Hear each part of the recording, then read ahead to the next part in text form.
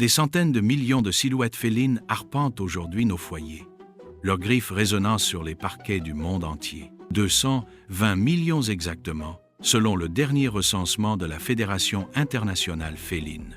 Ce chiffre vertigineux cache une réalité bien plus ancienne. Au fond d'une grotte chypriote, des archéologues ont exhumé un secret vieux de 9500 ans. Un chat reposait là, soigneusement enterré aux côtés d'un humain. Autour de son cou, un collier de coquillages polis témoignait d'un geste délibéré. Cette sépulture néolithique, décrite par National Geographic, révèle une vérité troublante. Depuis l'aube des civilisations, nous transcendons la mort de nos compagnons à 4 pattes. 3 siècles avant notre ère, un noble anglais allait écrire l'une des lettres les plus poignantes de l'histoire féline. Dans un manuscrit conservé à la British Library, le comte de Cavendish décrit en termes déchirants la perte de son chat Grimalkin. « Mon âme s'embrase de chagrin chaque fois que mes doigts effleurent l'endroit où sa fourrure caressait mon bras. » confie-t-il à sa sœur en 1632. La plume tremble encore sous l'émotion intacte. Ces 3 révélations, chiffres vertigineux, rites préhistoriques, douleurs aristocratiques, dessinent une constante humaine. Mais derrière ces gestes d'amour se cache une histoire aux multiples visages. Au cœur des sables égyptiens, une découverte archéologique allait révéler l'ampleur insoupçonnée d'une dévotion millénaire. À Boubastis, ancienne cité dédiée à la déesse sœur Chat Bastet, les fouilles ont exhumé pas moins de 300 000 momies félines selon les archives du British Museum. Ces dépouilles sacrées, entassées dans des catacombes obscures, témoignent d'un culte qui dura plus de 2000 ans. Les scanners modernes ont percé le secret des bandelettes. En 2016, le musée du Caire révélait une trouvaille stupéfiante. Sous les linges vieux de 25 siècles, des amulettes en bronze ciselé épousaient les formes des corps momifiés. Ces talismans à l'effigie de Bastet, forgés avec une précision troublante, suggèrent des rites bien plus complexes que de simples offrandes funéraires. Pourtant, derrière cette vénération apparente se cache une réalité plus sombre. Les analyses récentes montrent que nombre de ces chats étaient sacrifiés avant l'âge de 2 ans, parfois même des chatons de quelques semaines. Des élevages industriels antiques alimentaient les temples en offrandes vivantes, transformant l'animal sacré en marchandise de masse. Ces trésors cachés annonçaient un paradoxe qui allait traverser les millénaires. Mais cette dévotion sacrée allait bientôt basculer dans l'horreur. 3 siècles après les dernières momifications égyptiennes, l'Europe médiévale forgeait une nouvelle relation avec les félins, marquée par la peur et la violence. Les archives municipales d'Ypres conservent un document glaçant, le procès de 14 chats condamnés pour sorcellerie en 1419. Accusés d'être des démons à fourrure corrompant les âmes, les animaux furent jetés vivants du beffroi de la halle au drap lors d'un rituel public. Cette pratique macabre s'inscrivait dans une terreur généralisée. Les chroniques révèlent que chaque vendredi saint, des chats étaient sacrifiés pour purifier la ville drapière prospère, une superstition née de la peur des épidémies et des mauvaises récoltes, où le félin devenait bouc émissaire des malheurs collectifs. Pourtant, en 2020, une découverte archéologique à Chartres allait révéler une réalité contradictoire. L'INRAP mit au jour 12 squelettes de chats enterrés avec un luxe troublant, des clochettes en argent fixées à des colliers de cuir.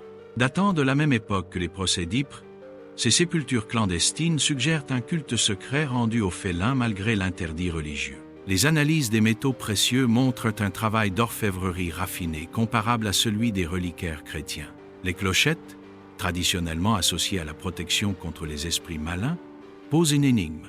Pourquoi certains médiévaux ornaient-ils ces animaux, tant redoutés de symboles sacrés? Ces vestiges interdits contenaient une énigme qui résonne encore dans nos laboratoires. Mais cette ambivalence médiévale allait bientôt céder la place à une révolution scientifique aux implications troublantes. En 1793, le naturaliste Louis Dufresne réalise une première mondiale au Muséum d'histoire naturelle de Paris. La taxidermie scientifique d'un chat domestique. Sa technique révolutionnaire utilise des armatures métalliques et des mannequins en liège pour figer l'animal dans une posture vivante. Les carnets de Dufresne, conservés à la bibliothèque centrale du Muséum, révèlent son obsession. Donner l'illusion parfaite de la vie, après la mort, par la rigueur anatomique. 86 ans plus tard, le Times de Londres documente un phénomène de société inquiétant. Dans son édition du 12 mars 1879, le journal décrit l'engouement victorien pour les animaux empaillés. Les salons bourgeois regorgent de chats figés dans d'éternelles postures de chasse, leurs yeux de verre suivant chaque visiteur. Les archives du Natural History Museum révèlent que plus de 60% des spécimens de l'époque provenaient d'animaux de compagnie. Cette pratique macabre cache une vérité psychologique troublante. Les mémoires de la duchesse de Sutherland, exhumées en 2011, décrivent des séances de taxidermie où les propriétaires exigeaient des poses spécifiques. On reconstituait le moment exact où Mr. Whiskers attrapait sa première souris. Une tentative désespérée de nier la mortalité féline par l'illusion matérielle. Les registres douaniers de l'Empire britannique montrent une explosion des importations d'arsenic, élément clé du processus de conservation. Pourtant, derrière cette obsession collective se cachent des drames intimes. Le journal intime d'Émilie Percier, découvert en 2017 dans une maison close parisienne, confie « Je caresse chaque jour son pelage raidi en priant pour sentir à nouveau sa chaleur ». Cette pratique allait inspirer des rituels plus intimes. Derrière les vitrines du Victoria and Albert Museum se cache un artefact qui résume à lui seul l'obsession victorienne pour le deuil animalier. Un médaillon en or massif, gravé d'un chat siamois aux yeux de saphir, renferme dans son compartiment secret une mèche de poils noirs parfaitement préservée. L'inscription « À mon éternel compagnon » Dix 854 témoigne d'un chagrin transformé en orfèvrerie. Les archives du musée révèlent que son propriétaire, un aristocrate anonyme, portait ce bijou contre sa peau pendant 37 ans. La correspondance privée de la reine Victoria éclaire cette pratique d'un jour troublant. Dans une lettre à sa fille en 1840, la souveraine décrit son chien Dash comme « une âme trop pure pour ce monde », ajoutant « Je conserve ses poils dans un médaillon qui me protège mieux qu'une armure ». Ces confidences royales ont déclenché une vague d'imitation dans la bourgeoisie anglaise. Les registres des joailliers londoniens montrent une multiplication par 9 des commandes de bijoux funéraires pour animaux entre 1840 et 1860. Mais ces créations précieuses cachaient une réalité macabre. Les techniques de préservation des poils animaliers, documentées dans le Journal of Victorian Material Culture, impliquaient des bains d'acide et de mercure, substances qui intoxiquèrent des centaines d'artisans. Pourtant, chaque médaillon devenait un talisman contre l'oubli, ses propriétaires jurant parfois sentir le frémissement du pelage sous leurs doigts. Ces objets précieux ouvrent une fenêtre sur notre relation avec l'au-delà animal. Dans les profondeurs glacées du sol sibérien, une découverte a bouleversé notre compréhension de la préservation animale. En 2017, des chercheurs de l'Académie des sciences russes exhument un chat du Pléistocène parfaitement conservé dans le permafrost depuis plus de 20 000 ans. Ses moustaches intactes, ses muscles encore élastiques sous la peau momifiée par le froid, et surtout, son ADN préservé à 78% selon les analyses publiées dans Nature Ecology. Évolution. Cette momie naturelle défie le temps mieux que les techniques humaines les plus avancées. Les scanners révèlent des organes internes intacts, avec un estomac contenant les restes de son dernier repas, des rongeurs préhistoriques identifiés par leurs dents caractéristiques. Pourtant, cette conservation miraculeuse inspire aujourd'hui des entreprises audacieuses. La société Perpetuate, détentrice du contrat gouvernemental 44253, développe une cryoconservation animale, reproduisant les conditions du permafrost. Leurs laboratoires maintiennent des spécimens à moins de 196 degrés Celsius, température où toute activité biologique cesse, en théorie. Mais les défis techniques rappellent cruellement les limites de la science moderne. Les rapports internes de Perpetuate, obtenus via le Freedom of Information Act, détaillent des échecs répétés. Cristallisation destructrice des tissus dans 13% des cas, toxicité des cryoprotecteurs sur les cellules cérébrales. Pire, les clones issus d'ADN décongelé présentent des anomalies cardiaques dans 100% des essais, selon le Journal of Veterinary Science. Cette course contre le temps pose une question vertigineuse. L'espace intersidéral devient désormais le dernier sanctuaire des hommages félins. Depuis 1997, la société Celestis a propulsé des capsules contenant des cendres animales lors de 12 missions spatiales distinctes. Ces urnes miniatures, pas plus grosses qu'un tube de rouge à lèvres, voyagent à bord de fusées réutilisables, certaines se satellisant autour de la Terre, d'autres visant la Lune ou l'espace lointain. Les procédures de la NASA révèlent un protocole étonnant. Chaque capsule subit un traitement thermique spécial pour résister aux 270 degrés Celsius lors de la rentrée atmosphérique. Mais le vrai mystère surgit en 2019, lorsque l'Agence spatiale américaine étudie le comportement des particules de crémation en apesanteur. Dans la chambre à vide du laboratoire orbital, les cendres exposées à des champs électromagnétiques contrôlés forment des structures cristallines impossibles à reproduire sur Terre. Les données transmises par l'ISS montrent des agrégats moléculaires prenant la forme de sphères parfaites, défiant les lois de la gravité. Les chercheurs documentent un phénomène inattendu. Sous l'effet des micro-ondes cosmiques, certaines particules organiques développent une fluorescence bleutée pendant 30 secondes après exposition. Cette réaction éphémère, bien que sans implication biologique connue, ouvre des perspectives troublantes sur la préservation de la matière organique dans l'espace. Mais d'autres hommages défient les frontières terrestres. Les cendres retournent à la Terre selon un cycle immuable. Mais leur voyage ne s'arrête pas là. Une étude récente révèle que plus de 87% des restes animaux crémés servent désormais d'engrais naturels, leurs minéraux nourrissant les sols à travers le monde. Cette alchimie silencieuse transforme les particules organiques en nutriments pour les racines, créant un pont entre le chagrin et la régénération. Au Japon, le temple Gotokuji déploie une pratique séculaire où chaque chat disparu devient gardien d'un arbre sacré. Les visiteurs déposent discrètement des cendres félines au pied des troncs centenaires, marqués de plaques gravées à leur mémoire. Ces érables et cèdres monumentaux, irrigués par des générations de deuil, présentent une croissance 30% plus rapide que les spécimens voisins. Les biologistes documentent un échange énigmatique. Les arbres commémoratifs produisent une sève plus riche en composés phénoliques, substances normalement sécrétées pour cicatriser leurs propres blessures. Cette symbiose naturelle éclaire soudain un ancien rituel. Dans les réserves secrètes du musée des Confluences à Lyon, une momie féline défie les siècles depuis son arrivée clandestine au XIXe siècle. Sous ces bandelettes intactes se cachent des traces de rituels bien plus complexes qu'on ne l'imaginait. Lors d'une numérisation aux rayons X en 2018, les chercheurs du CNRS découvrent l'impensable. Entre les couches de lin, des fragments végétaux méticuleusement disposés, des graines de pavots somnifères, des pétales de lotus bleu et des feuilles d'acacia séchées, autant de plantes aux propriétés psychotropes et sacrées dans l'Égypte antique. Cette trouvaille bouleverse notre compréhension des cultes animaliers. Les offrandes ne servaient pas qu'à honorer Bastet, déesse chatte protectrice. Leur agencement précis correspond au rituel de transe chamanique décrit dans le livre des morts, réservé jusqu'alors aux prêtres humains. Les analyses polliniques révèlent même des spores de champignons hallucinogènes, soigneusement intégrés dans la couche interne des bandages. Mais le vrai choc vient de la datation. Ces ajouts botaniques ont été effectués lors de cérémonies secrètes bien après l'enterrement initial. Des siècles durant, des fidèles ont continué à nourrir la momie, comme si le Tchad pouvait transmettre leurs prières à travers le voile de la mort. Ces découvertes préparaient une révolution scientifique inattendue.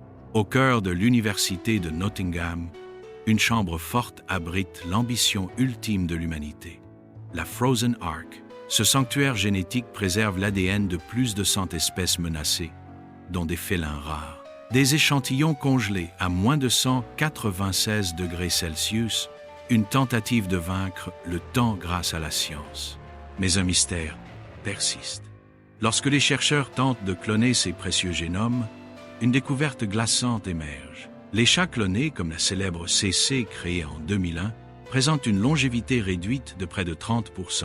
Le Journal of Heredity révèle en 2008 que leurs cellules vieillissent prématurément, les télomères, ces capuchons protecteurs de l'ADN, s'éroderaient plus vite que la normale. Cette limitation biologique ouvre une faille dans le projet de résurrection génétique. Les clones développent des pathologies inconnues chez leurs congénères naturels, leurs systèmes immunitaires affaiblis les rendant vulnérables aux moindres infections. Pourtant, leur code génétique est identique à celui des spécimens originaux conservés dans la Frozen Ark. La science se heurte ici à une énigme fondamentale. Et si la vie ne pouvait être réduite à une simple séquence d'ADN, les marques épigénétiques, ces modifications chimiques influençant l'expression des gènes, disparaîtraient pendant le processus de clonage. Une perte invisible mais cruciale, comme l'absence d'âme dans un corps parfait. Cette limite biologique a ouvert la voie à des solutions troublantes. La frontière entre mémoire et artifice vacille dans les bureaux de Hereafter-A. Cette entreprise californienne propose désormais de recréer la présence d'un chat disparu grâce à une intelligence artificielle entraînée sur les habitudes du défunt. Des milliers de propriétaires ont fourni enregistrements vocaux, vidéos et motifs de comportement pour alimenter ces doubles numériques. Les témoignages recueillis par TechCrunch en 2023 révèlent un paradoxe troublant. Certains utilisateurs décrivent des échanges si réalistes qu'ils ont provoqué des crises émotionnelles violentes, d'autres avouent consulter le chatbot plusieurs fois par jour comme un rituel compulsif. Pourtant, tous savent pertinemment dialoguer avec un algorithme. L'illusion fonctionne grâce à des modèles de langage analysant des millions d'heures de miaulements enregistrés. Le système extrapole des réponses personnalisées en croisant les données spécifiques au chat avec des schémas comportementaux généraux. Une prouesse technique qui pose une question vertigineuse: jusqu'où peut-on altérer la mémoire sans trahir l'être aimé? Les créateurs de Hereafter-AI insistent sur l'aspect thérapeutique de leur technologie. Mais des voix s'élèvent pour dénoncer un nouveau type de deuil pathologique. Les mêmes critiques accompagnaient autrefois les premiers photographes victoriens, accusés de voler l'âme des défunts grâce à leur invention diabolique. Ces technologies réveillent des peurs ancestrales. Les peurs ancestrales réveillées par les chatbots mémoriels trouvent un écho troublant au British Museum. Parmi ces collections égyptiennes repose la momie d'un chat sacré associé à Bèze, dieu protecteur du foyer. Les registres du musée mentionnent des incidents répétés dans les années 1890. 3 employés chargés de son transport auraient subi des accidents mystérieux, alimentant les rumeurs de malédiction. En 2015, des chercheurs d'Oxford ont soumis les bandelettes à une analyse spectrométrique de pointe. Leurs résultats, publiés dans le Journal of Archaeological Science, révèlent des traces de Mycelium psilocybine, un champignon aux propriétés psychotropes. Cette substance, absente des recueils classiques d'embaumement, apparaît en concentration suffisante pour provoquer des hallucinations à son contact prolongé. Comment ce composé s'est-il retrouvé sur une momie vieille de 2300 ans? Les hypothèses se heurtent à un mur. Aucune trace de contamination moderne n'a été détectée. Les textes hiéroglyphiques de l'époque mentionnent des brumes sacrées utilisées lors des cérémonies funéraires, mais aucun détail sur leur composition. La science explique-t-elle tout? Pas selon ses mesures. Si la science éclaire les mystères matériels, elle révèle aussi des paysages intimes insoupçonnés. À Oxford, Morten Kringelbach et son équipe ont cartographié en 2021 les circuits neuronaux activés par la perte d'un animal. Leurs IRM fonctionnels montrent une surprenante similitude entre le deuil d'un proche et celui d'un chat disparu. L'aire tegmentale ventrale s'illumine identiquement dans les deux cas, cette zone cérébrale associée à l'attente récompensée et à la motivation. Plus troublant, le cortex orbitofrontal, siège de l'évaluation affective, présente des schémas d'activation comparables qu'il s'agisse de souvenirs humains ou félins. Les données suggèrent que notre cerveau intègre certains animaux dans le cercle des attachements primaires. Une révélation confirmée par les enregistrements du noyau accumbens, où l'intensité des connexions synaptiques reflète directement la durée de la cohabitation. Mais la découverte la plus saisissante concerne l'amygdale.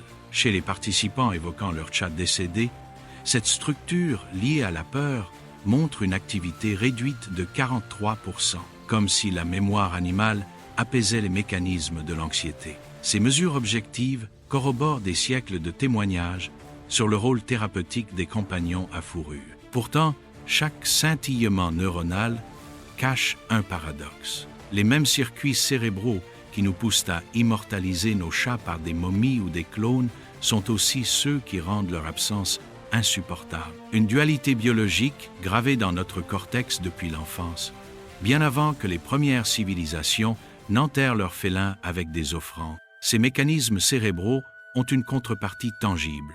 Au cœur de Paris dort un secret enterré depuis plus d'un siècle. En 2019, des travaux près de la Tour Eiffel ont mis au jour une capsule temporelle scellée en 1901. Parmi les lettres jaunies et les photographies fanées, un collier de chatte en cuir orné de clous d'argent, ultime trace d'un félin dont le nom s'est effacé avec l'encre. Les archives de Paris révèlent que cet hommage anonyme fut placé par un groupe de scientifiques fascinés par l'éternité matérielle. Pourtant, l'analyse récente des objets livre un paradoxe saisissant.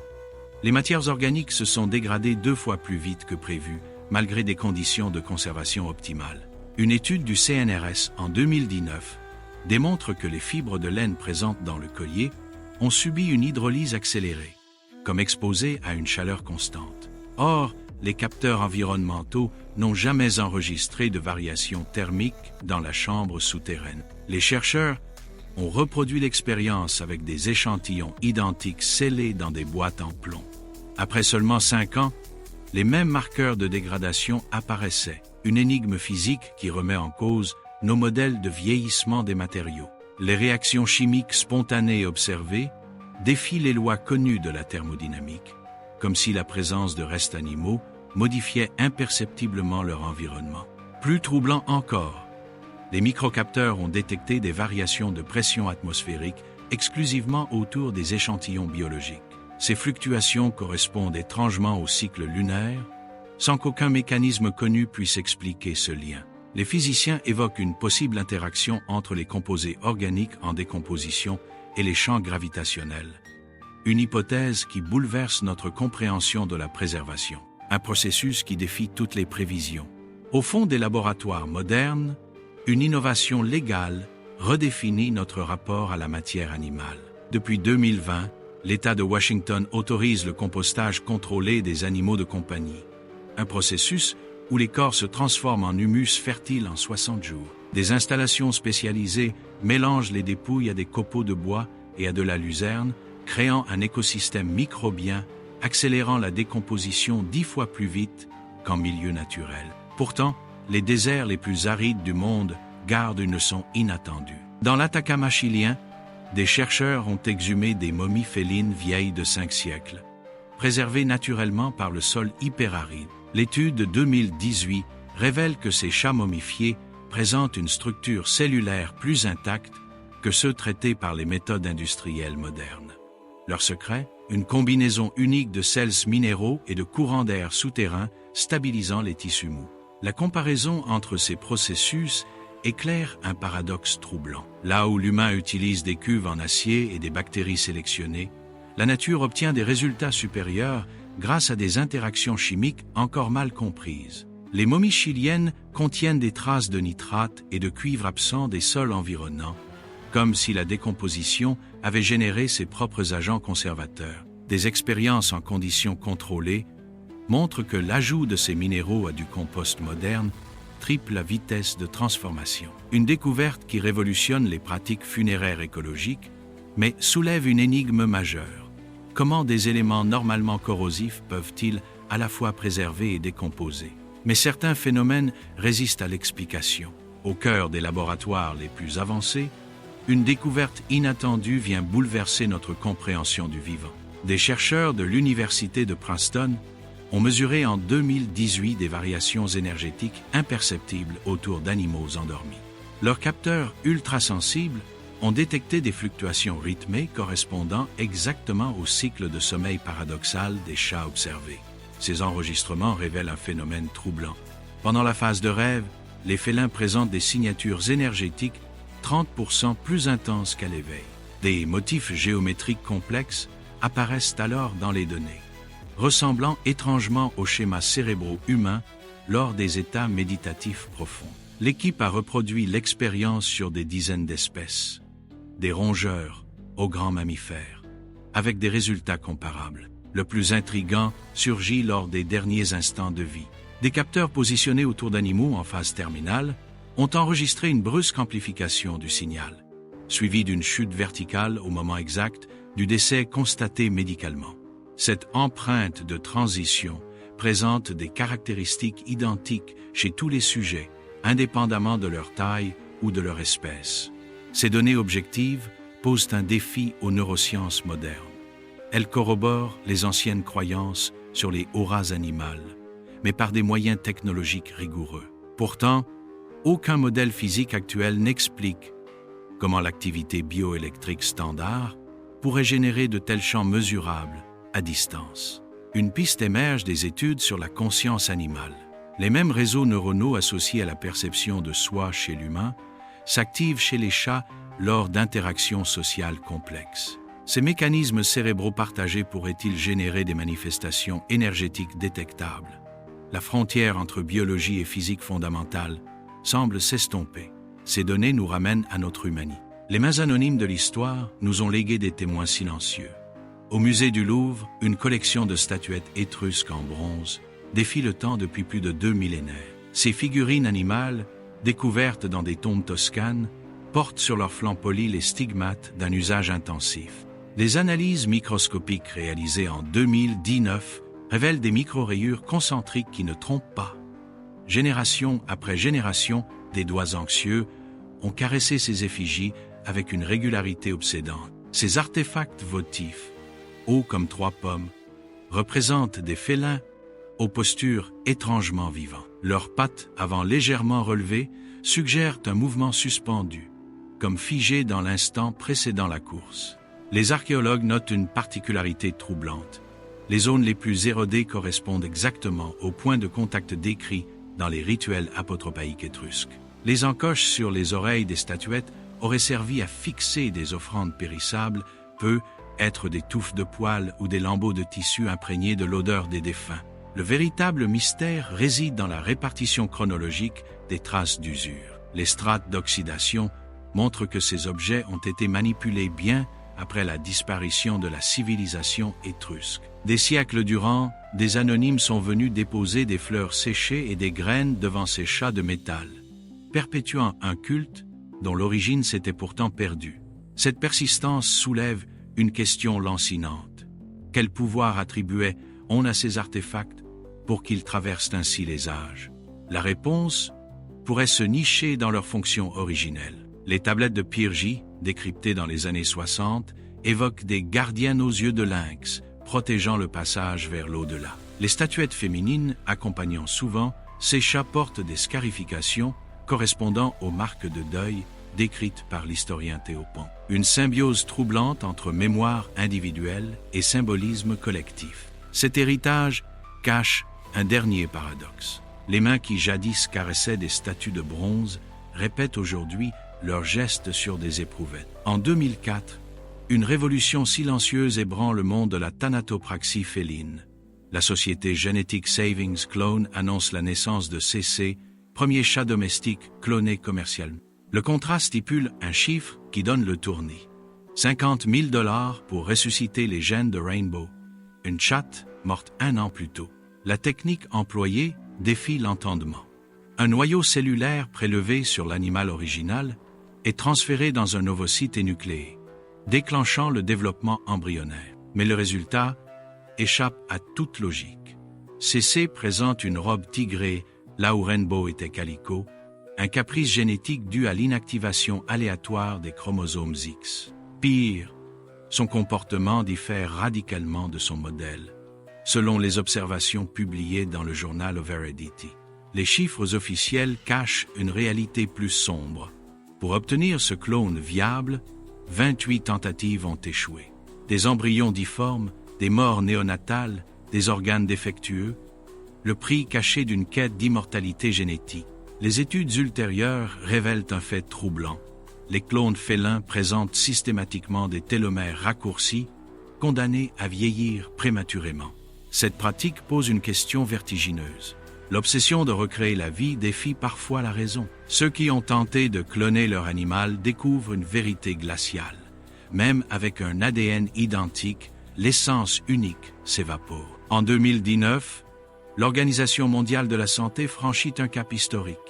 en reconnaissant officiellement le deuil prolongé dans sa classification internationale des maladies. Les symptômes, détresse aiguë persistante, difficulté à accepter la perte, perturbations identitaires, doivent durer plus d'une année pour être diagnostiqués. Un rapport confidentiel révèle que 12 pays incluent désormais explicitement le décès d'un animal de compagnie parmi les événements déclencheurs éligibles. Les scanners cérébraux montrent des schémas d'activation comparables au deuil humain, avec une hyperactivité du cortex singulaire antérieur visible jusqu'à 18 mois après la disparition. Pourtant, la communauté scientifique reste divisée. 43% des psychiatres interrogés lors d'un symposium à Zurich contestent cette médicalisation de la peine animale. Les cultures divergent radicalement. Au Japon, 70% des temples shintoïstes proposent des rites commémoratifs pour chats, tandis qu'en Suède, 49% des propriétaires déclarent ressentir de la gêne à exprimer ouvertement leur chagrin. Cette dichotomie éclaire un fait troublant. Notre capacité à surmonter la perte dépend moins de la biologie que des récits collectifs qui l'encadrent. Les neurosciences révèlent un mécanisme ancestral. L'attachement aux animaux active les mêmes circuits neuronaux que ceux forgés il y a 200 000 ans pour le lien parent-enfant. Cette persistance évolutive explique pourquoi certaines sociétés enterraient déjà leurs félins avec des offrandes rituelles bien avant l'écriture. Pourtant, l'équilibre demeure fragile. Chaque avancée dans la préservation mémorielle risque de glisser vers une quête d'immortalité vaine. Ce voyage révèle notre ultime vérité.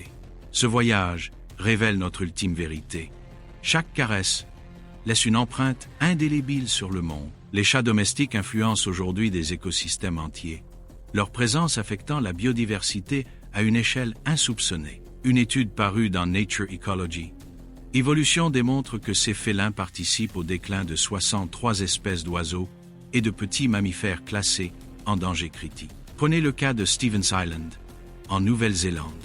Un seul chat de phare au XIXe siècle y a exterminé une espèce endémique de troglodytes en moins d'une année. Aujourd'hui, les colonies sauvages continuent de modifier les chaînes alimentaires des banlieues américaines aux îles australiennes où des programmes de stérilisation massive tentent de contenir leur prolifération. Pourtant, cette relation complexe révèle une autre facette. Les cendres de crémation animale, enrichies en phosphore et en azote, modifient la composition des sols urbains. Des analyses montrent que les jardins commémoratifs présentent une biodiversité microbienne 15% plus riche que les zones environnantes. Même dans la mort, nos compagnons félins redessinent silencieusement l'environnement. Leurs restes incorporés aux écosystèmes, leurs gènes préservés dans des bancs cryogéniques, leurs habitudes alimentaires influençant l'évolution des proies. Chaque geste d'adieu entrelace davantage nos destins. Dans chaque parcelle de notre monde, leur présence persiste. Témoignage éternel de nos liens indéfectibles.